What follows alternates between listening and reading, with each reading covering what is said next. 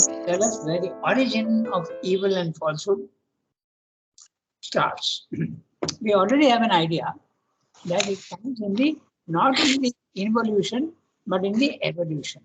When you are starting from the darkest night of consciousness and you're going up, you don't know where you're going, and therefore there can be mistakes, and mistakes can also lead to wrong actions and even wrong intentions.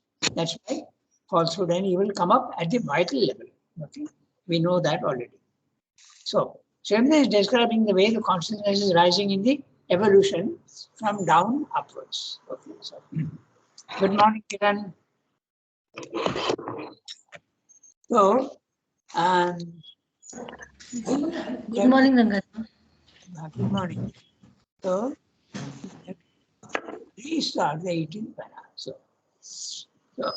we read yesterday that very interesting how he says that in the plant life, okay, there is only a reception of universal impacts from the environment and a certain weak response is there in the plants.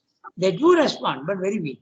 In the animal, that response becomes a little more conscious. Okay, and still the knowledge which is there in the subliminal is also trying to help you, but slowly, slowly it is becoming more and more obvious, but it is still very much hidden. And it is because that knowledge is there in the subliminal consciousness that the animals do perfect action through instinct, which is the right action without the consciousness of it. Okay, you can describe it that way. Right action without the consciousness of it. The conscious thing is not there. Building of nests, going, migrating when cold season comes. All these are the even the sometimes dogs who eat meat and all that. Sometimes they go and nibble even some plants. Okay, they have a digestive problem and they know exactly what to do. Dogs don't do that. They don't eat plants and they don't like, but they will do that. Wild dogs. Dogs do that. Okay. So with this background, I am now going to read each sentence. Okay. So now the advent of man. First of all, the plants have come out. Consciousness is beginning to show itself. Then animal, and even in the animal, there is a gradation. No?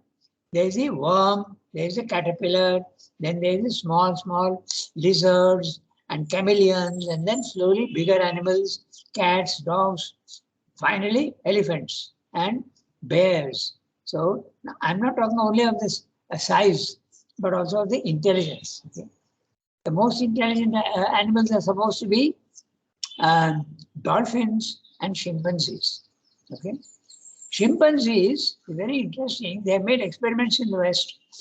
When in a family a child is born, they were scientists. So they took also a chimpanzee, a newborn chimpanzee, and trained them both together for normal life. And surprisingly, until the age of 3, 4, and 5, the chimpanzee was progressing much faster than the human being.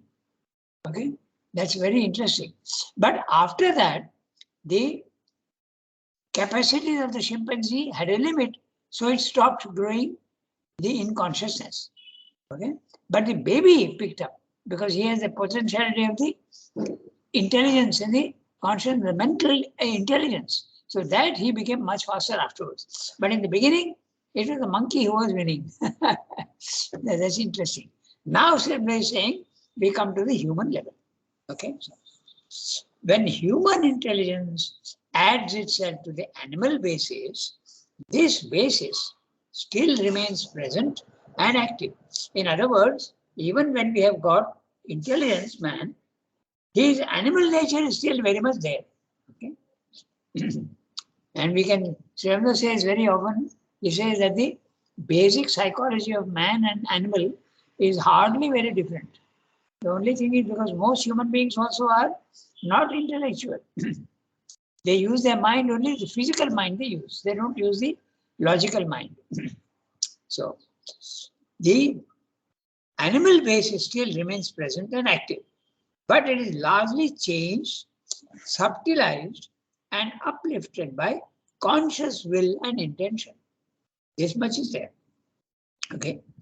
The automatic life of instinct and vital intuition diminishes. This we discussed yesterday, why it diminishes. Because the strong daylight of logical mind increases and hides the instinct and the vital intuition and cannot keep its original predominant proportion to the self-aware mental intelligence. It loses its power, as much power it had in the animal. In man, it loses. The instinct is lost, more or less. Okay? Then cannot keep its original predominant proportion to the self-aware mental intelligence. Intuition becomes less purely intuitive.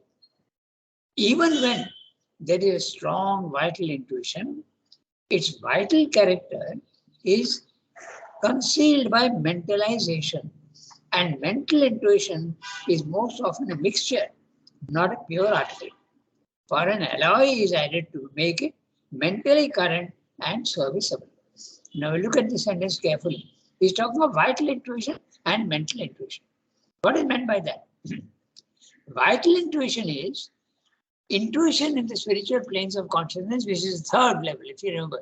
Higher mind is the first, element mind is the second, and intuitive mind is the third in the spiritual planes of consciousness. And fourth is overmind. So in vital intuition, all these, right from the top to the bottom, is one. There's a constant movement of the higher levels trying to come down into the lower.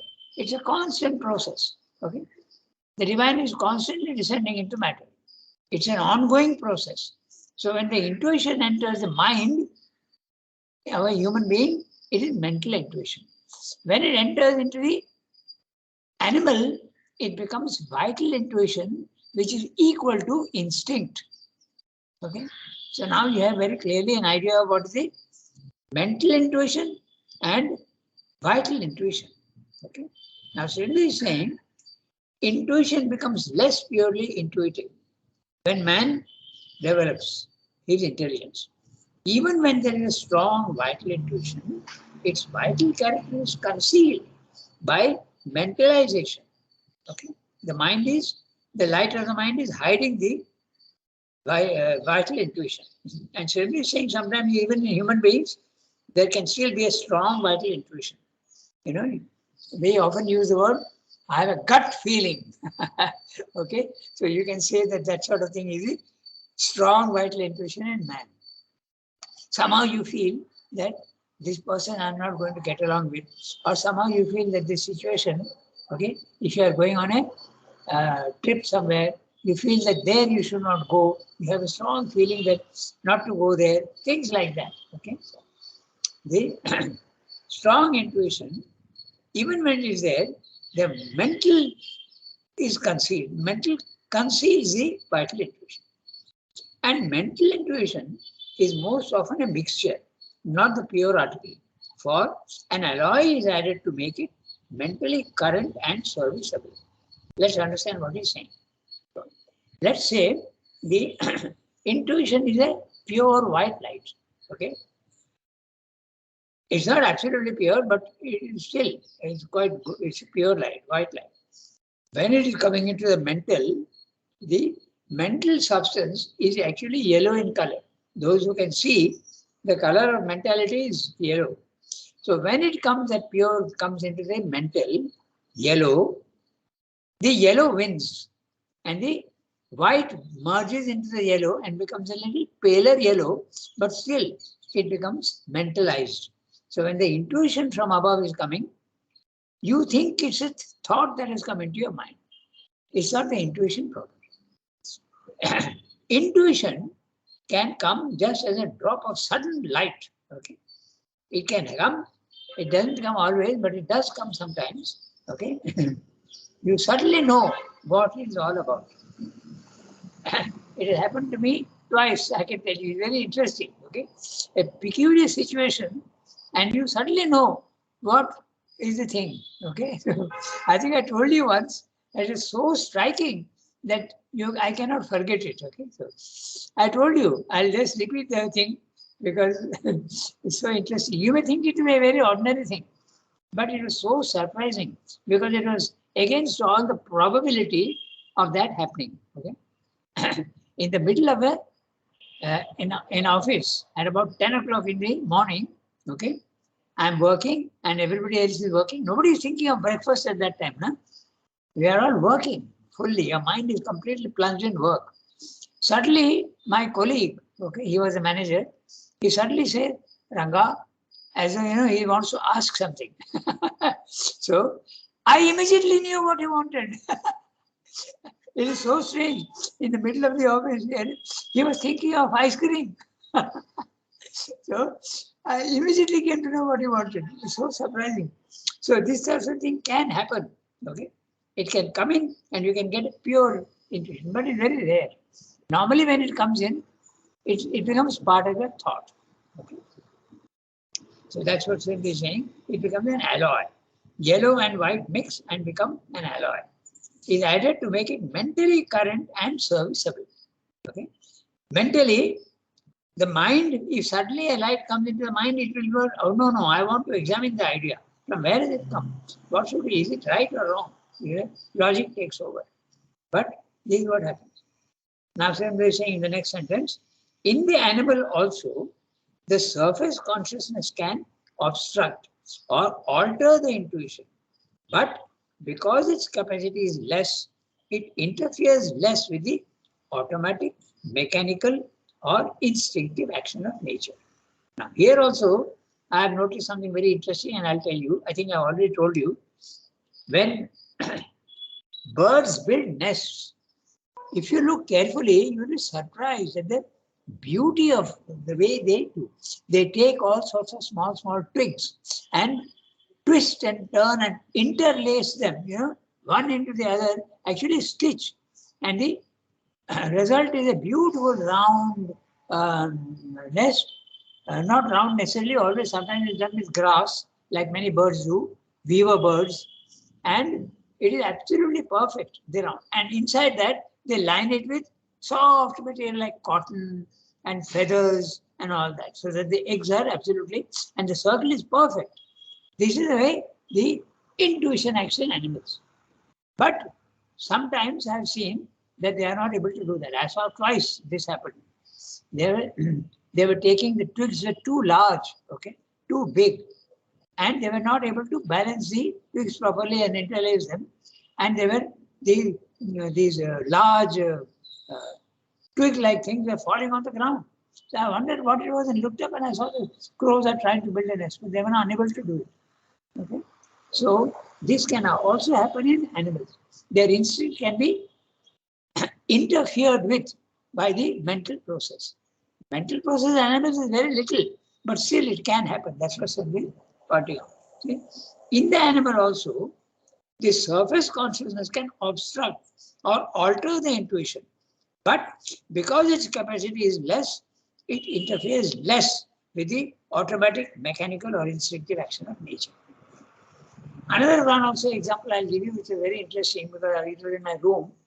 I was reading in the morning, and sometimes when the lights and fans are there, there's a little gap, and sometimes birds build nests there also. Squirrels definitely build nests in the rafters. Okay, that's very common.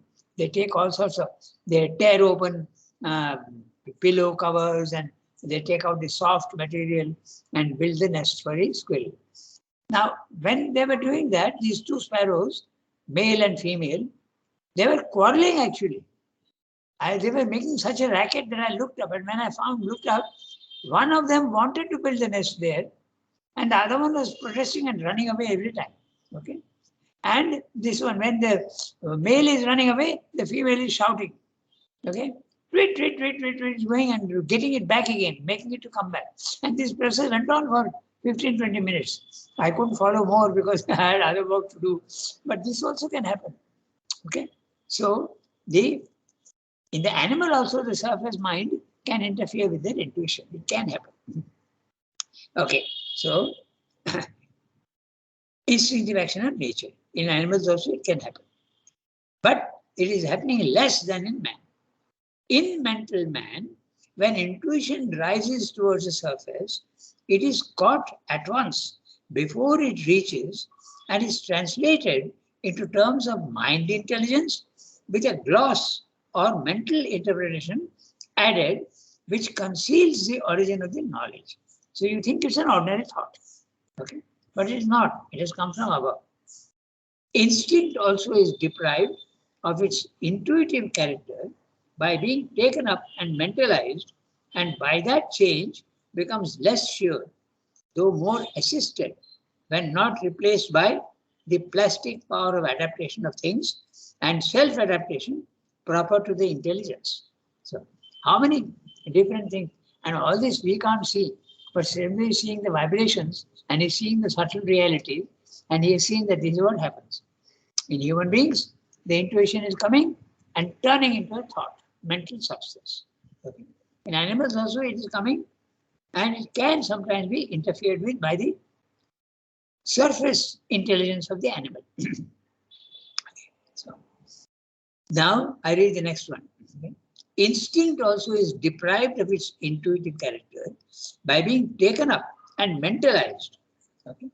And by that change becomes less sure, though more assisted, when not replaced by the plastic power of adaptation of things and self-adaptation proper to the intelligence.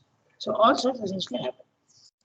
The intuition, even when it is covered up by mental intelligence, does help the process. That's what he's saying. Okay? Though assisted, your thought is assisted by the intuition. Okay?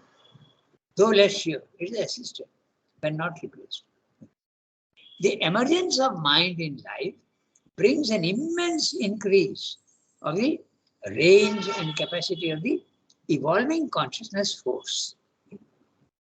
Chit Shakti, he is using the consciousness force. Consciousness is a force, always. At the lowest level, it becomes two different things, but they are always involved in each other. Consciousness always has a power, and the power also has consciousness involved in it. But it also brings an immense increase in the range and capacity of error. There you are. Okay. So although it is increasing, still error also can increase. Okay. It's very similar to what's happening in India today. Okay. In India, the Western influence is increasing like anything. Okay. So people are going towards money, towards jobs, towards TV programs, okay, towards all sorts of, and food, all these things are increasing. Materialization is increasing. But strangely enough, okay, the urge for spiritual things also is increasing. Both are increasing. There's no doubt about it. Okay, both are increasing because India's population is huge, 1.4 billion. So both the things are increasing. Okay, so that's what is saying. Error also is increasing, and the mental capacity also is increasing. Okay, so, but it also brings an immense increase in the range and capacity of error. Don't think that they are opposites. They can both exist together. Particularly in a large population, it can definitely exist together. For evolving mind trails constantly error as its shadow, a shadow that grows with the growing body of consciousness and knowledge. So this is very clearly, he has already said that earlier also, that error is a handmaiden of truth. Only when you make a mistake, then you know how to go. The more knowledge you are going towards, the more error can come. You can think of it also as the error is a guidance. Okay, it's telling you don't go that side. Okay, so you can also think of it in that way. So that's a para. And to summarize, I just read the summary which I have made. It will help. It's a very small para, but even then. Okay. So what he's saying, let's have a look. I'm reading the summary of the para that we have just now read. Now, when the principle of mind, which is pure reason and logic, evolves as in man out of life, the animal basis is largely retained, but with great modifications. The murky, vital mind is cleared, subtilized, made a more conscious will, attention and purpose. All these things increase. Okay, intention and attention also increases, concentration and purpose. The animal instinct diminishes or even vanishes because it is replaced by the vaster human intelligence. The vital intuition of the animal is covered over by the higher rational mind, just as the stars are invisible in daylight. Okay? And the resulting alloy becomes unfunctional. That means the intuition doesn't work in the human being 90% of the time. In the animal also, the lower intuition from the subliminal can be obstructed by the vital mind, but its capacity of obstruction is less and cannot hide intuition, which becomes instinct. Thus, the automatic intuitive animal instinct is more functional than in man. Okay? Instinct is more functional in animal than in man.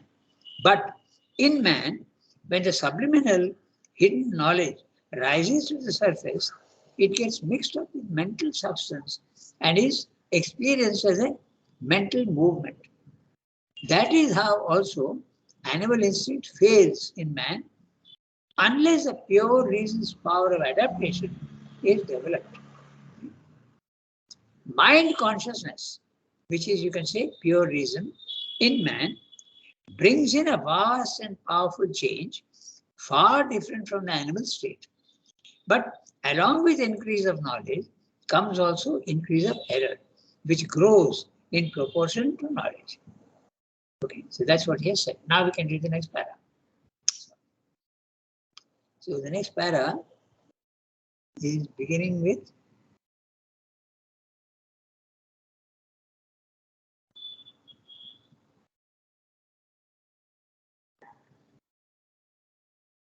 what is the page we have to read? My computer goes on jumping. Which is the page now we have to read? 638. 638. Yeah, if in the evolution. So, one of you has. Chanaji, you can read? Yes, Rangadhar. Go ahead. If in the evolution, the surface consciousness were always open to the action of intuition, the intervention of error would not be possible. For intuition is an edge of light thrust out by the secret supermind and an emergent truth consciousness, however limited, yet sure in its action, would be the consequence. Instinct, if it had to form, would be plastic to the intuition and adapt itself freely to evolutionary change and the change of inner or environing circumstance. Intelligence, if it had to form, would be subservient to intuition and would be its accurate mental expression.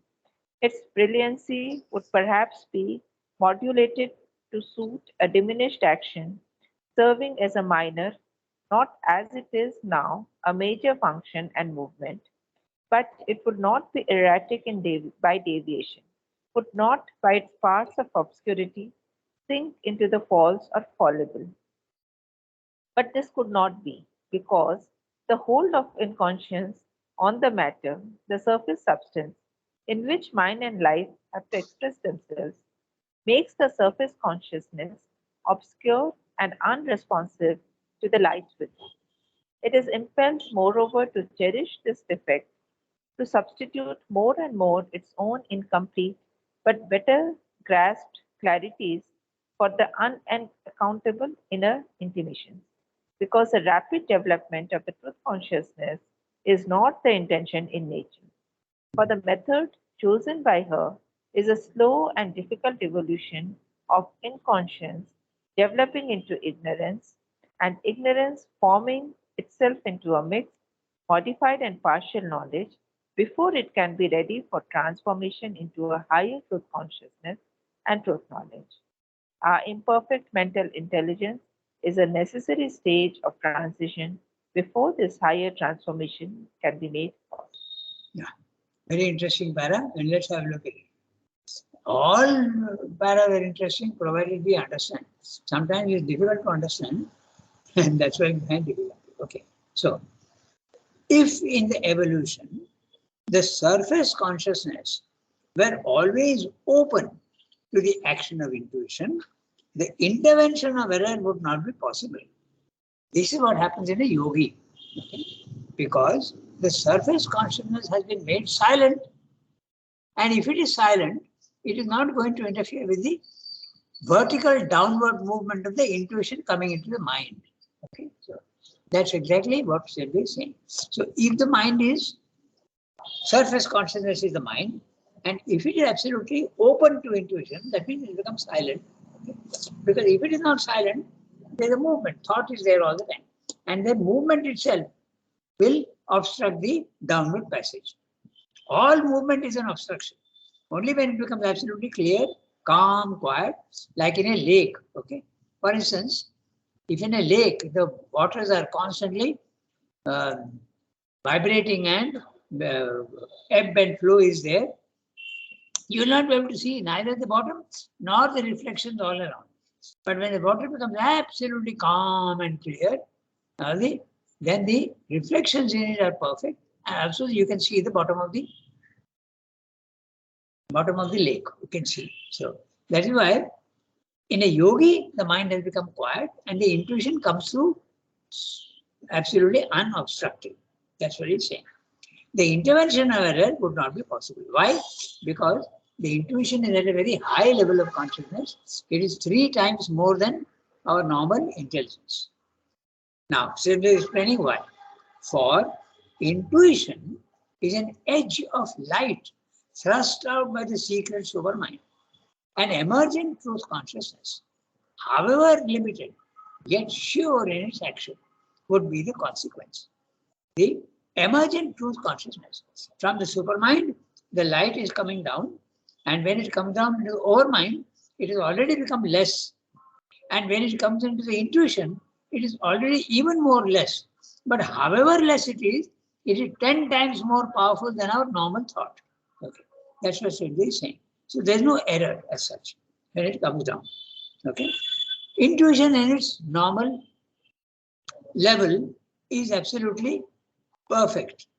But when it comes down to the human level, human mind, it gets distorted. But if the human mind is absolutely calm and quiet, naturally the intuition can come down full. Okay? The door is open and the intuition can come in unobstructed. Our intuition is an edge of light thrust out by the secret supermind. Look at the words he is using. Thrust out. It's forcibly coming out. And first enters the overmind consciousness. The supermind is entering into the overmind, then into the intuition, then even lower into the element mind, and finally higher mind, and finally descending even into the normal mind. But by the time it comes down to the normal mind, it is far from what it was in its original whiteness. Now it has become colored. Okay? For intuition, that way. Okay? And an emergent truth concept, however limited, yet sure in its action, would be the consequence. Now, instinct, if it had to form, would be plastic to the intuition and adapt itself freely to evolutionary change and the change of inner or environing circumstance. What's he saying? Instinct, if it had to form, I think he's talking of the human being. Instinct, if it had to form, would be plastic to the intuition and adapt itself freely to evolutionary change. Okay?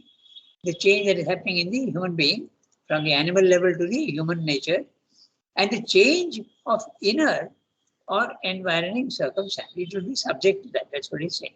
Okay? It should be plastic, but it has to adapt itself to the evolutionary environing circumstance. That also very important. In what society are you mixing? What is the level of the environing consciousness? That also is important. Okay? We are all very much influenced by our environment. We don't think like that, but we do. Okay? It's very much there. The thinking in a society is very often followed blindly by most human beings. Okay? Intelligence, if it had to form, First he has spoken about the intuition if it had to form. Now he's saying intelligence if it had to form would be subservient to intuition and would be its accurate mental expression. So intelligence if it had to form would be subservient to intuition, but would be its accurate mental expression. The intuition is coming through and helping you to express it in mental terms far better than what you would have done if the intuition were not there. Its brilliancy would perhaps be modulated to suit a diminished action, serving as a minor, not as it is now, a major function and movement, but it would not be erratic by deviation. So in other words, even in the human being, when the intuition is coming down, not in a normal human being, but in a yogi, for instance, when his mind is calm and quiet, brilliancy would be modulated to suit a diminished action in mind, serving as a minor, not as it is now, a major function and movement. But it would not be erratic by deviation. There is a diminished action, but it's not deviation. Huh? There is no falsehood coming in. That's what he's meaning. Deviation is instead of going straight, it goes crooked. So, in the intuitive level, there is no deviation. Would not, by its parts of obscurity, sink into the false or fallible. I think the word is pronounced fallible. I'll just check 1 minute. Fallible means capable of error. Okay, subject to error. Just 1 second. F-A-L-L-I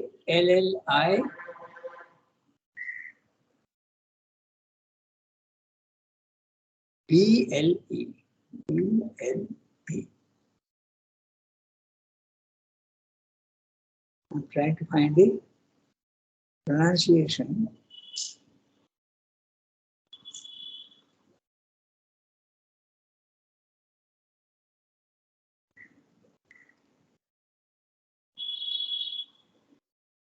The pronunciation is not being given.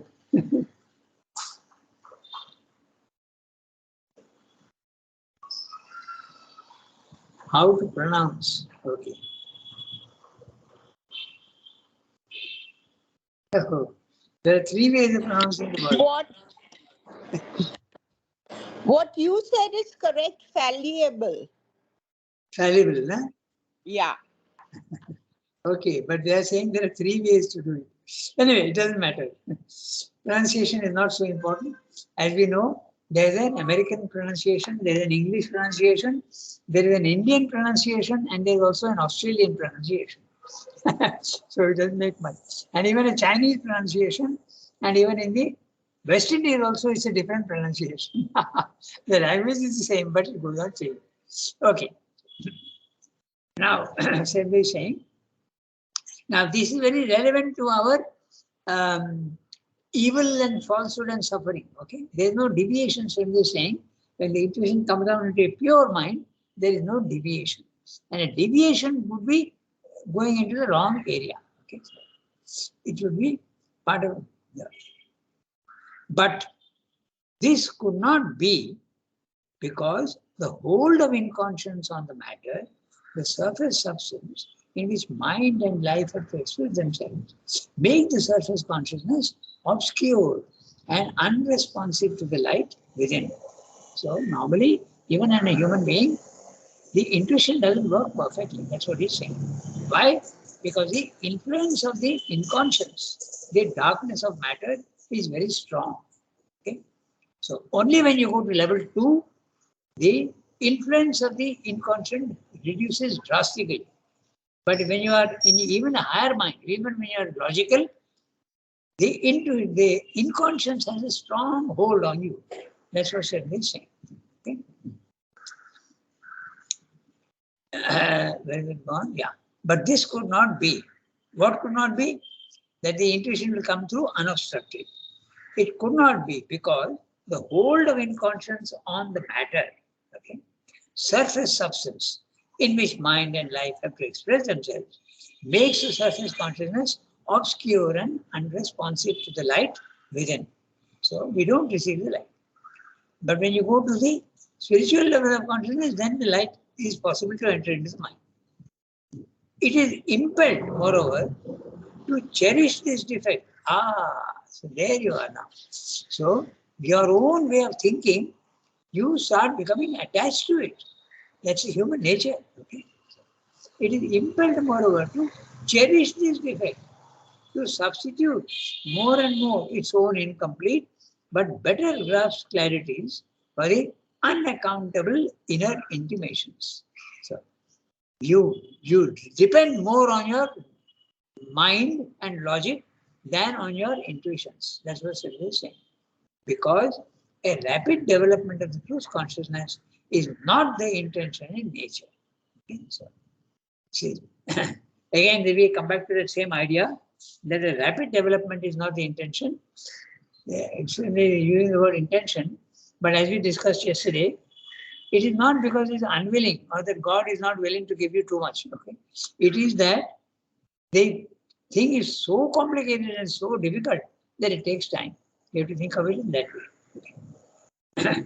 For the method chosen by her, who is her? Nature, is a slow and difficult evolution of inconscience, developing into ignorance and ignorance forming itself into a mixed, modified and partial knowledge before it can be ready for transformation into a higher truth consciousness and truth knowledge.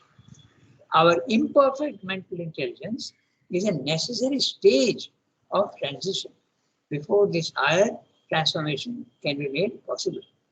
It's like the little child who comes into kindergarten at the age of 3, and at the age of 6, he goes to the school. He can't go to school when he's 3 years old. He has to prepare himself. And when he goes to school, again another 6 years more. Okay, 6 or 7 years more. Okay, 6 years. Then he goes to knowledge. So you can't go to knowledge unless you have gone through the school. So you have developed your brain and now you are fit to go there. That's what was saying. All the stages are important and necessary. Okay?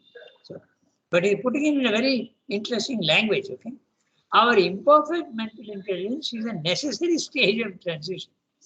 The school level is necessary for the knowledge level. Okay, so you can't do it that way. Double promotions are not possible. Okay, because if you remember, if you do double promotion, there can be misequilibrium and you can use your mind also. If you go too early into the higher planes of consciousness, all sorts of things can happen. You can lose your balance also. It's not uncommon. It does happen. Okay? So, that's the para that we have read today. We did 2 paras. So, it's quite interesting what is. So, he is still. Yes, tell me. It is infallible. I had pronounced it wrong. I realized that then only, but I was on the way. That's why I couldn't unmute and respond. But the dictionary is saying you can pronounce it many ways. So even maybe, but the the used pronunciation is that I did it wrong. Okay. Fallible. Okay. You read fall because F-A-L-L. That is fall. This is the inconsistency of the English language. P-U-T put, but B-U-T but. So, in fact, that is the reason why computer language, this is Sanskrit is the best. Because it is exactly what you write, you pronounce. Okay. English is the worst. Okay. As you said, P-U-T put, but B-U-T is but. No logic at all to it. Okay. In fact, we had we are not going to read anymore today because it's already 8:39. My Iranian teacher in physics, he used to tell me, he used to teach us in French. Okay. So he used to say, the English are the most idiotic. They write, he used to say it in French, of course, they write potato and pronounce it cauliflower. It's absolutely true like that. Okay. For example, knowledge. Okay. Where is the K? There is no, and where is the D? It's not coming, but you pronounce it knowledge. You know, na, that George Bernard Shaw invented, he knew that this is all very illogical, and he invented a he invented a word, okay? I'll tell you what the word is, okay? PHOT.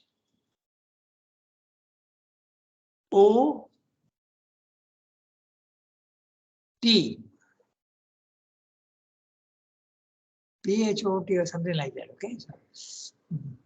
No, I've forgotten what it is. So you write, oh yes, now I remember the word.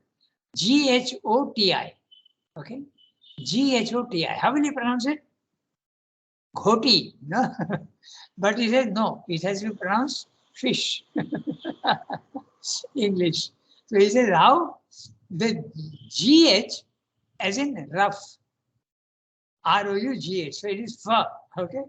Then O as in women. You write O, but you pronounce E. Women, okay?